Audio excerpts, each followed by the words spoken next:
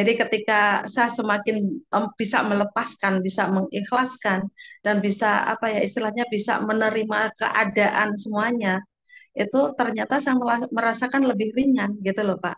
Ya gitu itu. Dan segalanya itu dimudahkan gitu. Dan ketika saya harus membayar kepada ini kewajiban saya kepada teman-teman, ya itu mudah kayak gitu itu, Ya. dimudahkan kayak gitu Nah, itu. Itu. pertanyaan berikutnya nih yang lebih penting nih. Apa yang dilakukan sehingga Bu Farida itu bisa memperbaiki vibrasi itu yang awalnya menangis, menyesal, kemudian mungkin juga depresi ya, karena kecewa dengan perjalanan hidupnya yang mengantarkan pada kondisi terpuruk seperti itu. Nah, itu kan tidak mudah ya untuk seseorang menyadari keterpurukan seperti itu, ikhlas menerima, dan kemudian yang lebih penting adalah punya semangat untuk bangkit. Nah, apa yang Bu Farida lakukan, Bu, sehingga bisa melewati itu semua? Ya. Jadi kan pada awalnya kan saya belum gabung ke RSN kan ya Pak ya pada waktu itu. Eh, saya ya hanya ikut ini aja panduan sadar nafas yang seperti itu saja yang sebagaimana Bang El berikan di ini di Yang apa ada itu di namanya YouTube. yang ada di Oh, YouTube. Jadi hanya belum bermodal nonton gratisan dari YouTube ya. Wah, itu pun sudah berdampak ya, Bu. Apa yang Bu betul, Pak. Farida rasakan dampaknya dari itu? Iya, saya merasa lebih cerdas, Pak. Betul, saya merasakan lebih cerdas gitu. Ya artinya apa?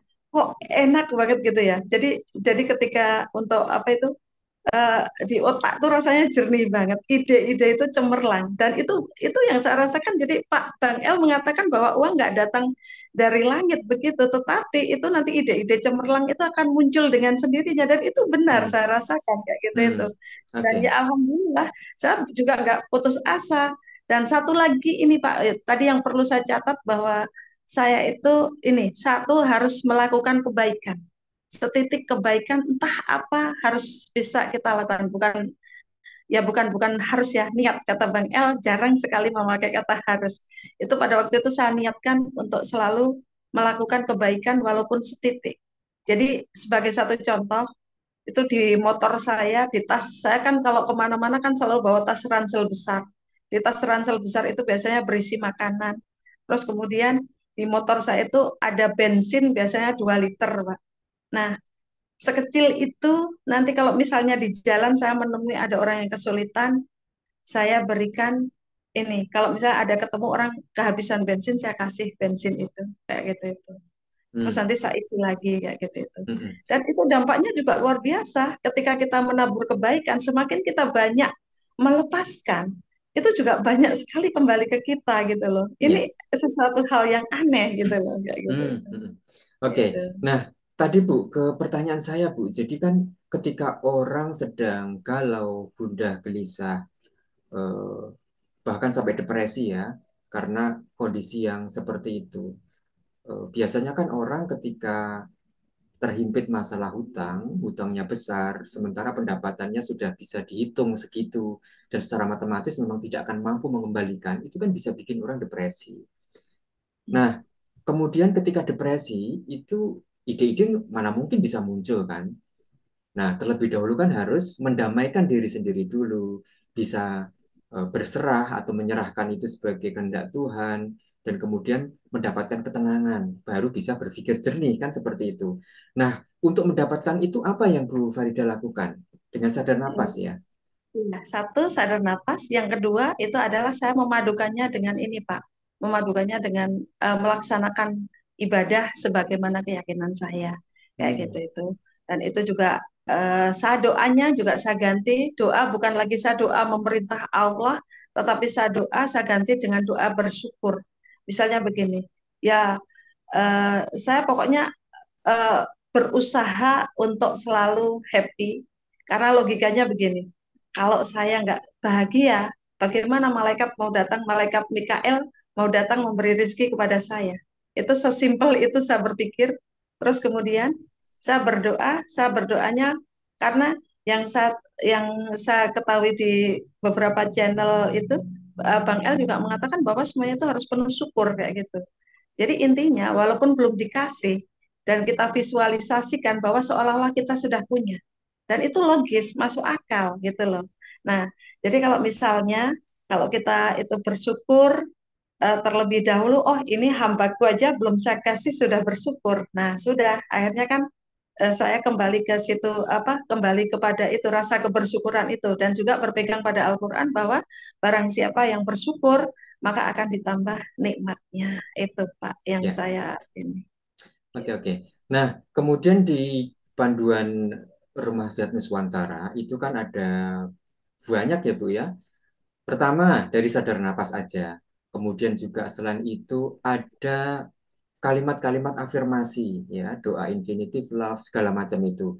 Nah, bagaimana Bu Farida menjalani panduan-panduan itu semua, Bu? Oh ya, ada sadar napas 7 cakra juga. Seperti itu. Silakan, Bu. Nah, saya tetap satu Pak untuk ini kalau dulu ya awalnya saya memang tidak mengikuti panduan yang seperti itu ya hanya bermodalkan gratis nonton di YouTube itu yang dulu. Nah, kalau sekarang saya lebih tertata lagi karena sudah masuk di grup Sadar Napas. Jadi di situ saya kan sangat padat aktivitasnya Pak. Saya bangun lebih awal jam 2 saya sadar napas sampai jam 3. Setelah itu saya menjalankan sholat tahajud. Nah, terus kemudian selanjutnya nanti saya sama anak-anak, sama murid-murid saya jam 8.18, 08.18. Saya di Bu kelas. Farida ini ASN ya, seorang guru ya. Jadi tadi beliau sudah menceritakan bagaimana Bu Farida melakukan sadar nafas itu bersama murid-muridnya di sekolah ya. Ya. Nah, ini juga pengalaman yang lumayan menarik ini Bu. Apakah itu sudah rutin dilakukan dan seperti apa dampaknya bagi murid-murid atau bagi proses pembelajaran di kelas Bu Farida? Alhamdulillah ini saya melakukan sadar nafas pokoknya semenjak Bang L itu menyarankan ya paling tidak 5 menit ya anak-anak kayak gitu. Saya laksanakan betul itu Pak Hasan. Terus kemudian saya tata jadwalnya sedemikian rupa paling tidak dalam sehari itu saya sadar nafas bersama anak-anak itu 3 kali. Jadi jam 08.18 terus kemudian nanti jam 10.20 pokoknya saya dulu.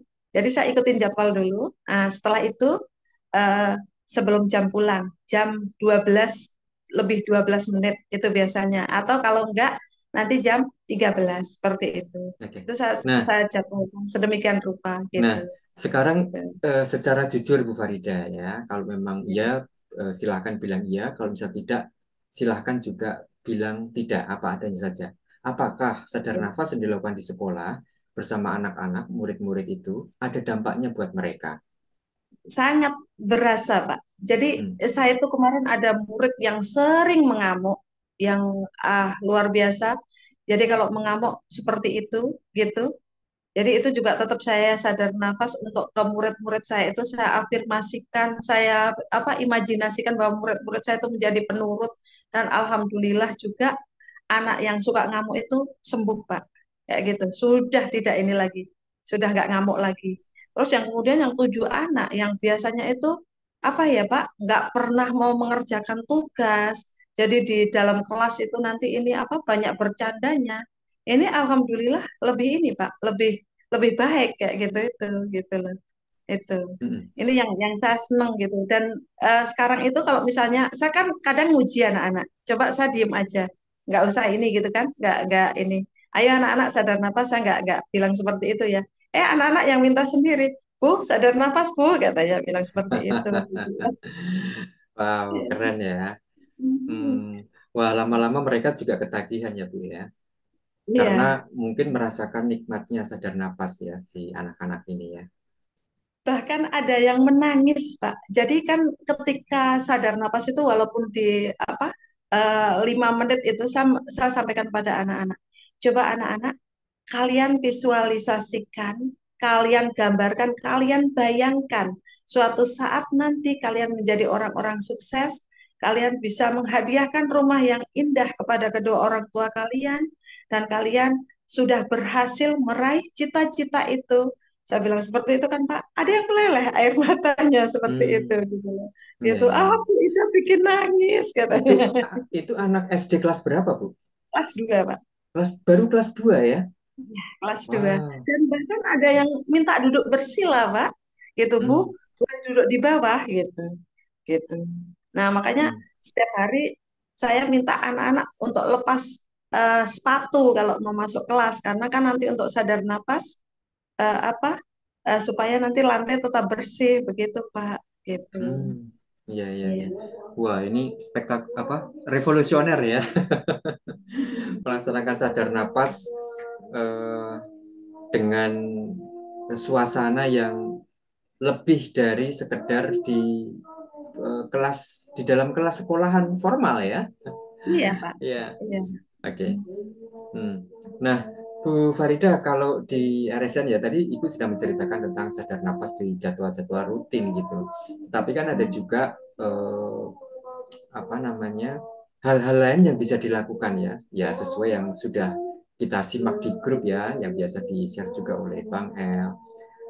Salah satu contohnya misalnya doa infinitive love, Iya. doa infinitive love. Eh, apakah Bu Farida juga melakukan itu dan Selalu. seperti apa? Hmm. Selalu. Saya bahkan kalau doa infinity itu ketika mau tidur itu pasti. Ketika mau sadar napas, saya diam dulu untuk ini doa infinity dulu. Itu tapi itu mendasar Pak. Karena saya merasakan betul. Kemarin itu jadi apa ya? Saya itu ketika kemarin kan ngantar murid les saya, ngantar murid les saya yang kebetulan sakit gitu kan Pak, ke dokter kayak gitu. Saya sampai ke dokter itu saya juga cerita tentang sadar napas juga. Mungkin nanti dokternya mau masuk ke RSN juga ini Pak, gitu. Wow, kita tunggu Bu. Iya, saya ajak untuk masuk ke RSN kayak gitu itu. Ini saya cerita tentang sadar napas, saya malah nggak disuruh bayar. Pulangnya saya malah malah bukannya ini, malah saya dikasih uang sama dokternya itu gitu. Wah, Gitu. itu rezeki yang Iya, nggak iya, disangka-sangka ya Bu ya. betul, betul gitu.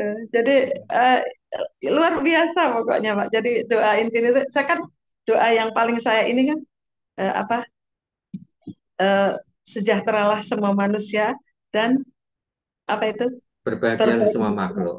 Ya, Mm-mm. bukan berbahagialah semua makhluk itu pasti, ya kan? Terus mana sejahteralah semua manusia dan murah hati kepadaku. Tetapi saya bukan berarti minta untuk dikasihani, Pak ya. Mm-mm. Tetapi ya Allah, ya tapi itu semuanya mengalir begitu saja kayak gitu itu. Hmm. Gitu. Oke, menurut Bu Farida, Ya. apa yang dahsyat dari doa Infinity Love, Bu? Satu, Pak ya, itu doanya bagi saya sangat luar biasa.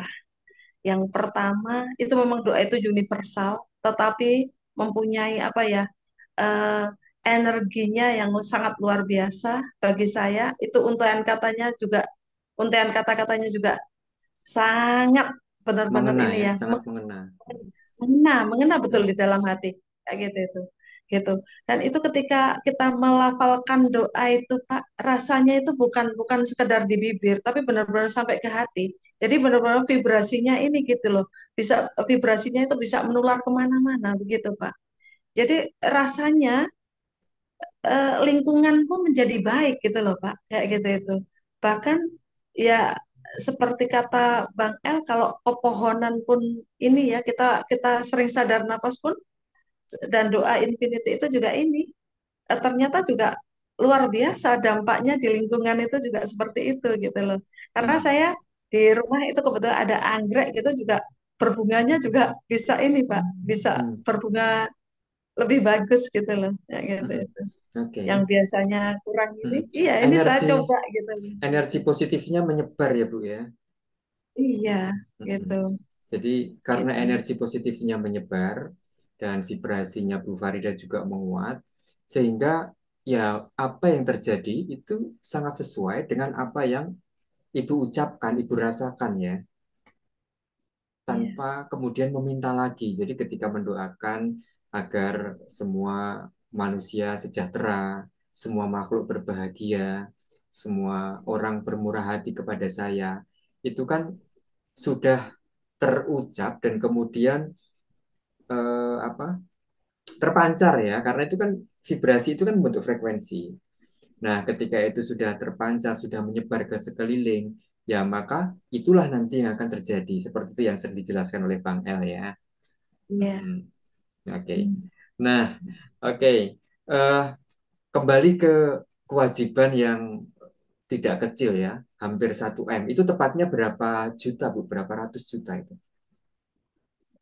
Ya, sekitar kalau ya hampir hampir mendekati 1 M sih Pak, sebetulnya Aduh, kayak gitu. susah banget ngitungnya ya, karena Iya, pinjamannya ada di mana-mana ya, Bu ya. iya karena saya Ke pinjam di berapa banyak online. orang itu, Bu? Aduh, gitu ya. Tapi Kalau dengan sadar napas itu juga Pak, dengan saya memvisualisasikan, ya ada sih kawan yang ini, yang istilahnya juga mengikhlaskan. mengikhlaskan. Iya, Hmm, ada seperti itu, gitu. Ada yang mengikhlaskan, bahkan juga membantu saya untuk bisa segera terselesaikan dengan ini, gitu. oke. Ya, Terselesaikan dengan kewajiban itu, gitu loh. Dan yang dulunya apa ya, saya nggak pernah berani bercerita dengan kedua orang tua saya, akhirnya itu jebol juga Pak, kayak gitu itu. hmm, Akhirnya Bapak Ibu saya juga ini apa, mungkin karena ya doa itu tadi, dengan sadar napas itu semua juga baik gitu loh Pak.